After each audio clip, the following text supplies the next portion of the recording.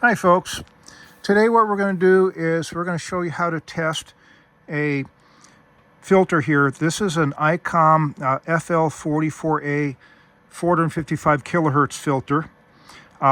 This thing is set up so you have 2.4 kilohertz bandwidth, and at that point it's minus 6 dB. And I'm going to connect this back up, of course. This is Murphy's Law. Whenever you show something, of course, the lead's going to fall off. Okay, 6 dB is neat because when you're on an oscilloscope here, full scale, and if you go down 6 dB, that's a quarter power, it's half scale. So this is really easy to show here on the oscilloscope. What we have here is we have the usual 8656B Hewlett-Packard signal generator. And I've gone ahead and I've set this up. We're sitting at 455 kilohertz, and I've gone ahead and arbitrarily set the scope here so it's full scale. Again, I'll show you here that that's with no signal on there, and here's with a signal on it. Now what we're going to do is we're going to go up in frequency. As we go up in frequency, when we get to the point where this screen has gone halfway, that's one of our 6 dB points. So here we go. Let's cruise. And here we go. You can see it going blip, blip. Oh, wow. All of a sudden, it just cut off like a rock.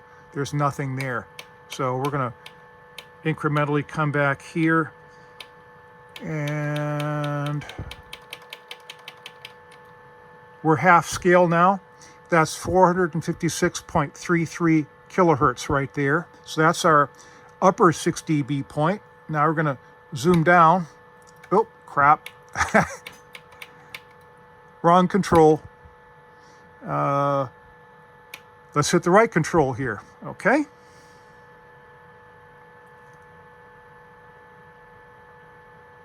And we're zooming down, and we've gone past it. So now we're going to bring this back up again here, ever so slowly, and that's roughly our minus 6 dB point there in the bottom end, and that's 453.72 kilohertz.